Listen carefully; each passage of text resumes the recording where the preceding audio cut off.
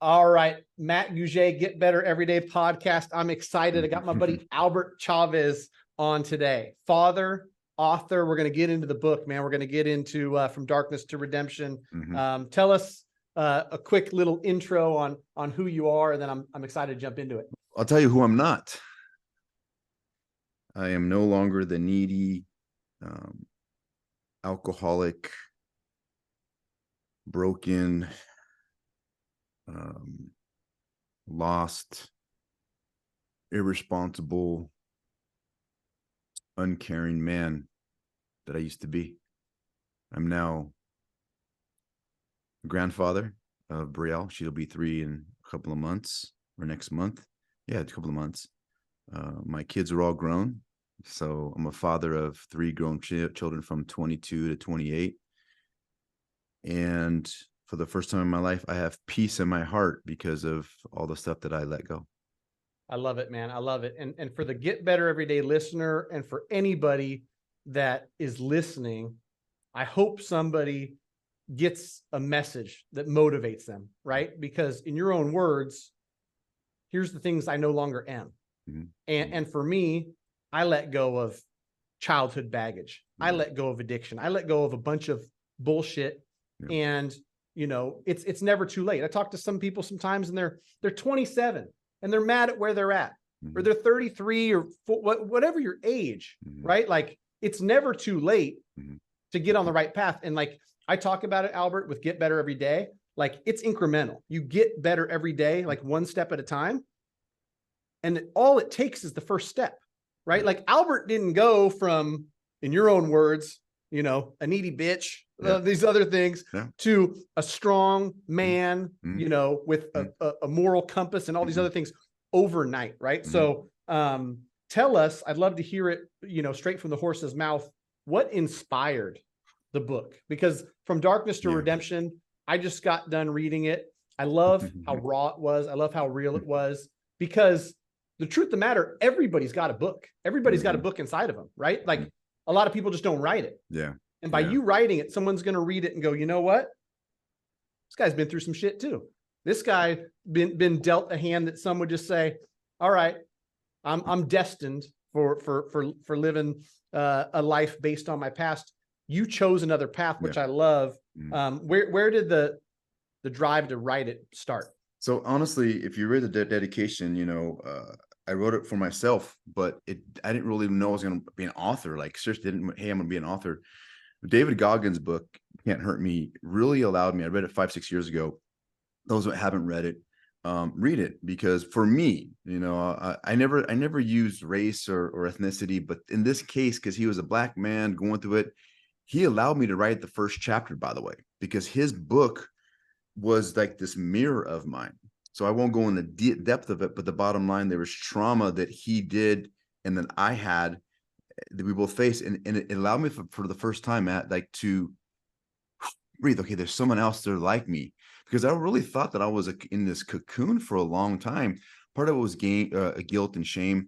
And so to fast forward, the book really wasn't inspired until, as you read the hero's journey, when I went to the desert after I broke my leg, all the men that I was around. So just to sum it up, is like, I never really felt supported in my life.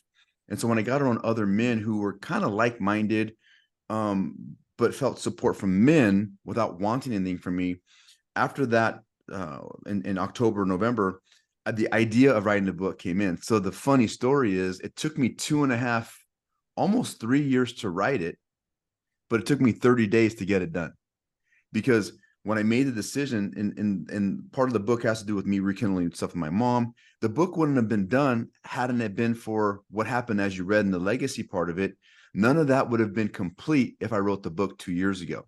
So I believe it was just timing. It was growth. It was, for me, when I got, quote unquote, inspired to write it, is I just spoke in Dallas about my story. Something inside of me, and this is a message I want to have your viewers or listeners, like, for the first time in my life, I started leading, instead of from my heart, I started leading from my passion, my intuition, that was telling me to do things, this little whisper we have. And the whisper was getting just more and more back in May. And I was like, you have to write this book, Albert. Like, someone needs to read it. So I called my son up. He's 24. I go, hey, bro, okay. You know, I've been writing this book. He's like, yeah, Dad, you've been writing it for 2.5 years. 3. I go, no, I'm going to pay you $500. I'm going to get this done because him and I went on a trip in June. Before I come down to San Diego with you, I'm going to write it, and I want you to be my accountability partner. And so he's like, what does that look like? I go, I'm going to check in with you once a week. And I'm not going to have a book cover, anything. All I want to do is have it done. And so he's like, okay, bro. So every week I would check in. And what it did for me, it gave me someone close who's part of the book. You read that.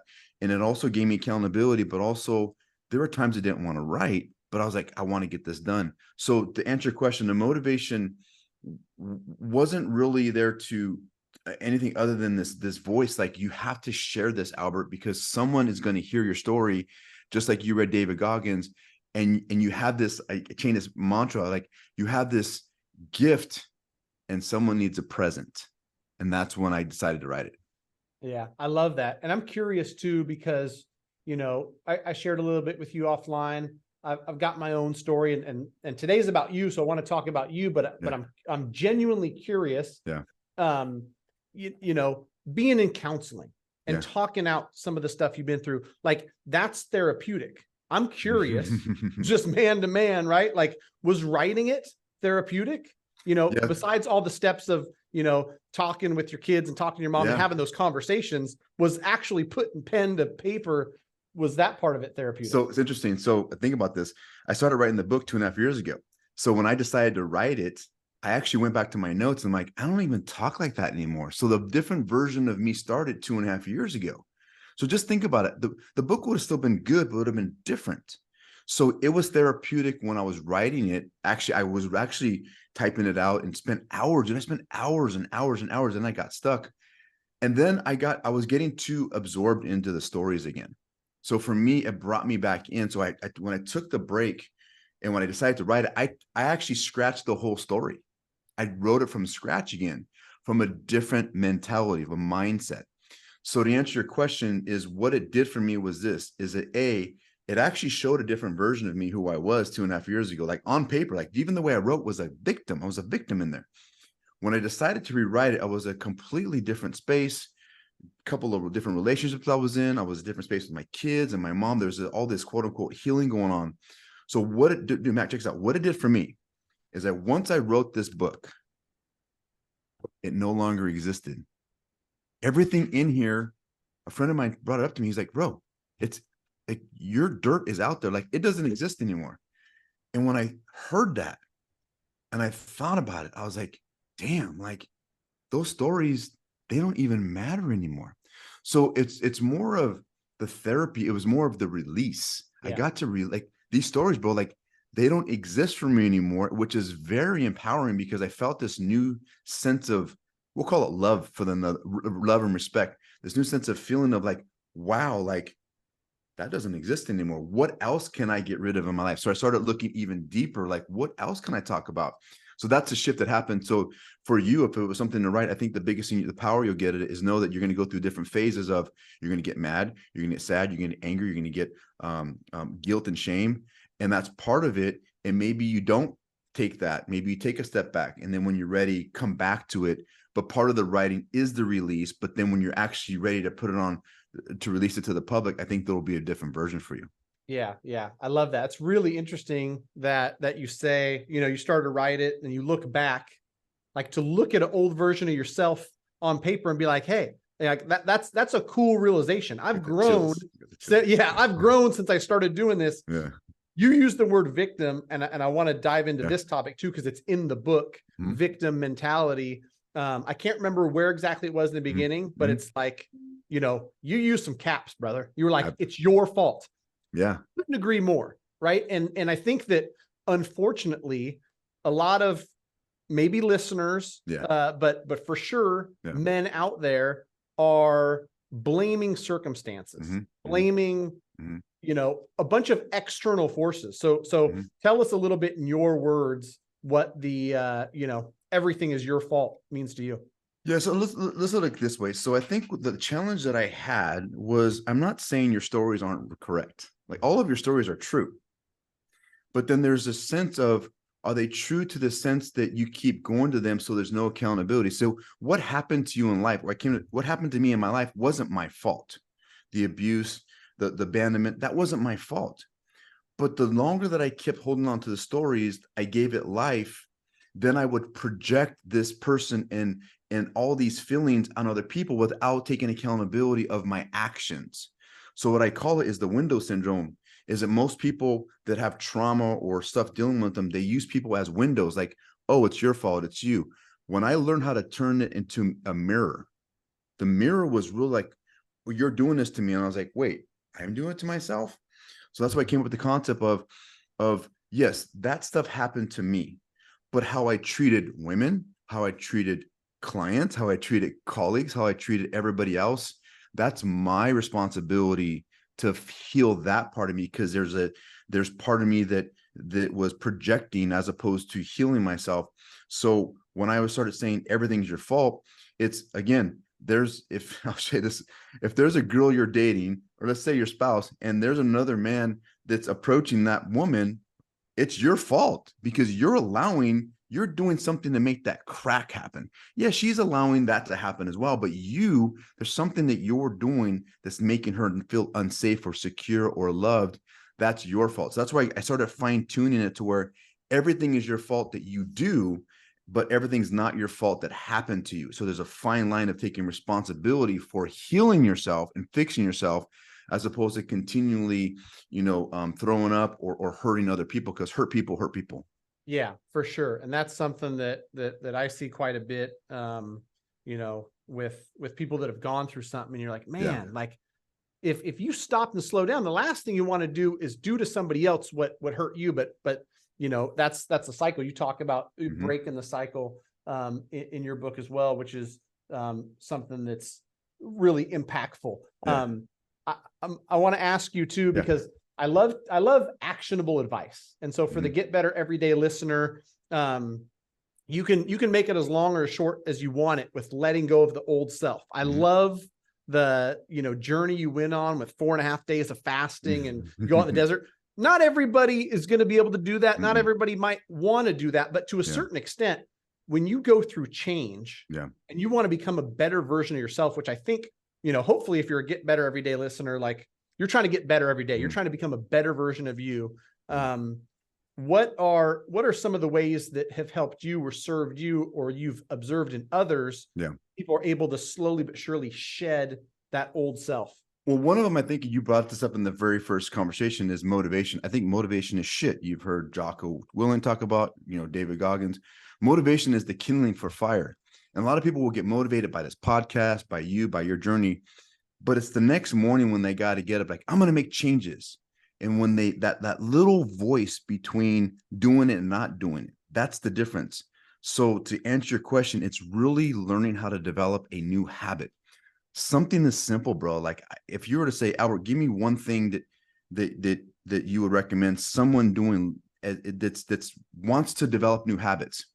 If you don't make your bed, it's that simple. Make your fucking bed. Like make your bed.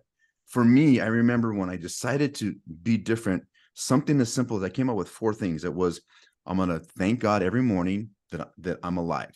Just before I open my eyes, God, thank you for waking me up today. I couldn't do it for 4 straight days. It was something that hard. It's simple, but it's hard, right? Simple wasn't easy. And then I was like, okay, let me just do this. And what that does is that when you can create a habit that's non-negotiable, that you do it no matter what, it creates a new belief system that you can trust yourself. And when you can trust yourself, that says, no matter what, I'm making my bed. When I get up, even if it's my side of the bed, if my spouse is on it, I am going to thank God for being alive. I'm going to do 50 push-ups. I'm going to do 50 crunchies, whatever that is. And you do that every day, no matter what, because you say you're going to do it. It creates a new belief and a new habit that then you create trust. Because if you can't trust yourself, and this is what most people don't understand, they have these big dreams, but they're never going to get them because they can't even do the little things to get them there. That's why it's not the motivation. It's the daily discipline habits.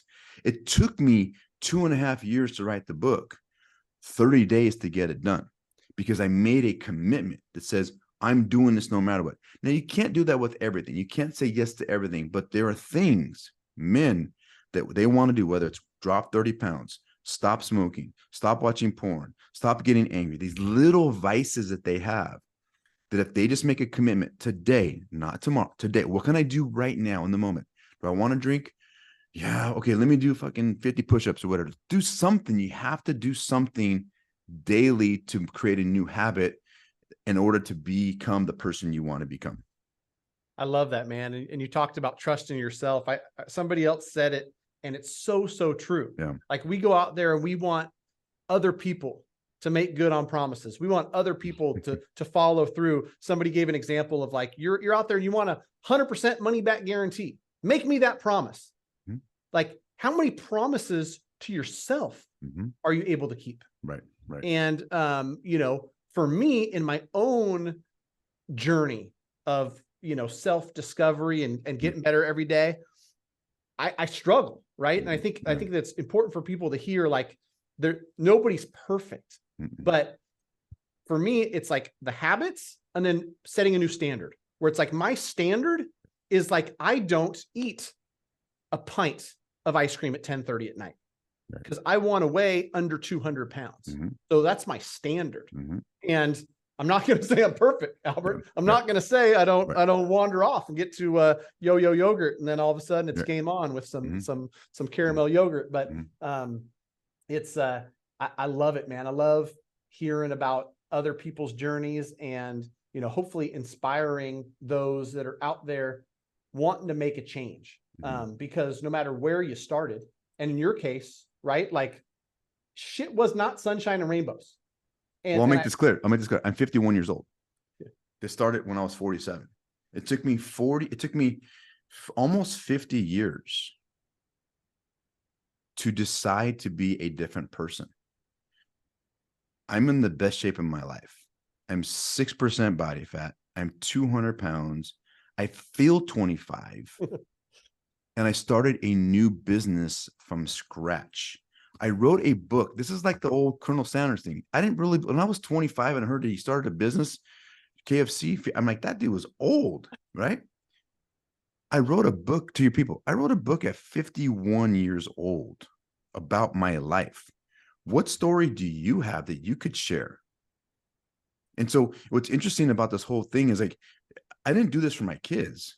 Now, the byproduct is my kids are seeing, well, just for layman's terms, their dad level up to different levels that they didn't know he can go.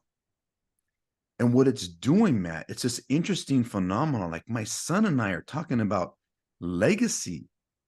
When's the last time you talked to your dad or these viewers about legacy? Nobody. My daughter and her husband are talking about things with what they want to do with their life, because he's moving on things. My younger daughter just moved to Florida to start a new life. It's like, I'm not saying that what I did caused that, but there was a pebble in the pond.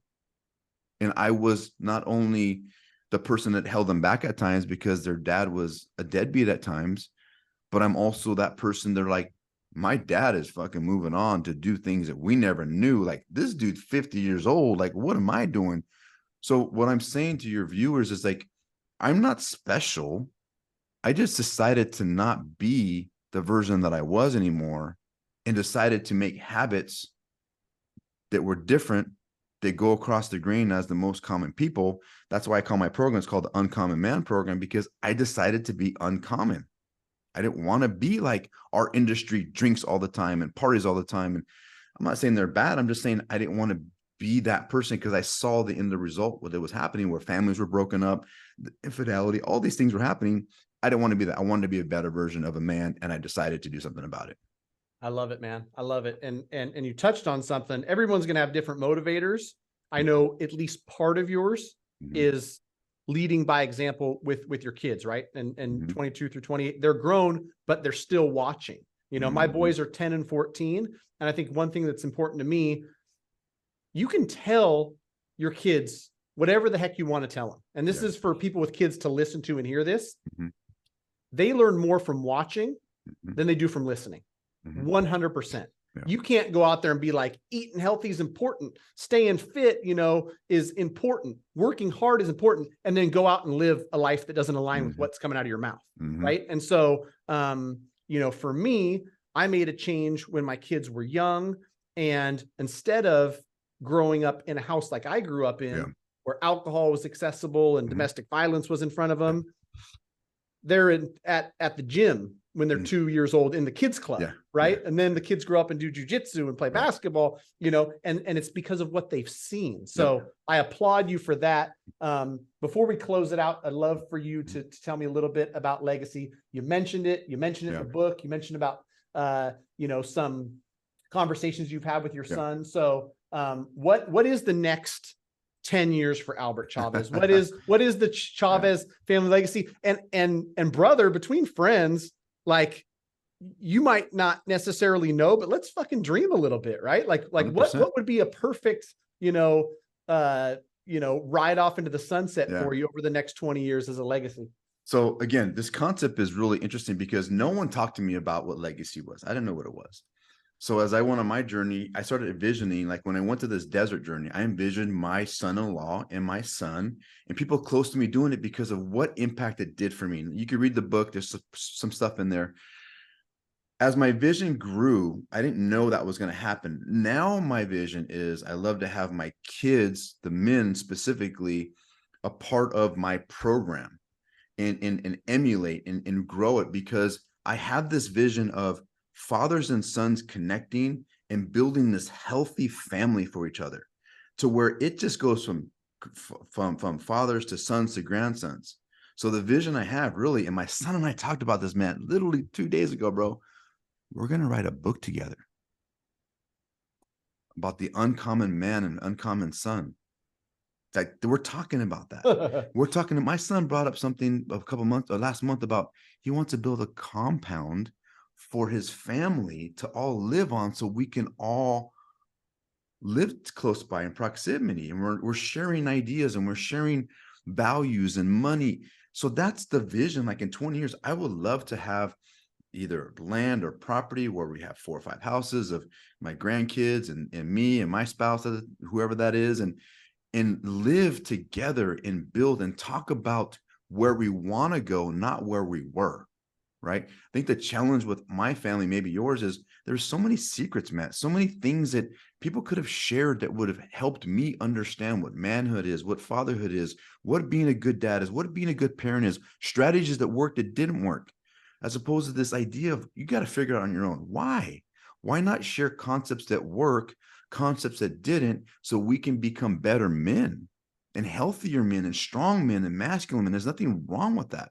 So my vision really is to really help men and fathers become that rock that they need, so that we can have safe communities together, that we can talk about men stuff that we struggle with fatherhood and parenting and work, and create this environment that it's okay to be a masculine man, because when you have masculinity, you don't have toxicity. They don't exist.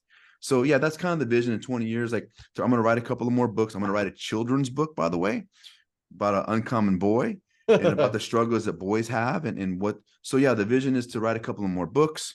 I'm building my program to where I'm going to be doing workshops and doing 3-day retreats, but that's the business side of it. But the bigger picture is really to continue helping my kids now grow where they want to become and live in proximity, so that I can be with my grandkids, my great grandkids, and just teach them it's okay to be a healthy human being. We don't have to be obese to be accepted. And here's a message I'm gonna leave with. Follow your passion as far as it will take you. No matter how long it's going to take you. It may take you 1 year, 2 years, 10 years. Write it out as far as it can, as far as it will take you. And that's it. Just follow it. And that's what I've learned with myself as a 50-year-old man. I'm teaching my kids is like, follow your passion. And wherever it goes, without any expectation of a result. I love it, man. Thank you so much for the conversation. One thing that came to mind, just, in closing on my side, is that, my military grandfather, my dad who grew up in a military household, the conversations just didn't happen. Right. Right. Like, we can talk about being strong men and all this stuff. And it doesn't make us weak to open up our hearts a little bit and talk about it. Right. So I appreciate the heck out of your time, man. We'll leave a link in the description. Yeah. Great book, dude. I friggin' thoroughly enjoyed it, dude. It had me laughing at times, had me crying at times. It had me, scared for you out in the desert with a broken leg, but it was a good read. So I have one request from you. You read it, right? I'm having I think I told you my book signings on the 21st of September. Is give it to somebody. Okay. Pass it on. And then buy it on Amazon. I want people to give it away. I was giving away books this week, and when I was in Dallas, give it away, because I think there's a message here that a lot of people will listen to, and then just buy it. That's a way of giving back. So that's my request. If anybody gets it, when you get it, give it away and then buy it back. For sure. Yep. I'm gonna definitely gift this copy to somebody else. Yes, I appreciate you, brother. Thanks again for coming on, dude. Cool, man. Keep doing you. Thanks, brother. Thanks for having me. Peace out.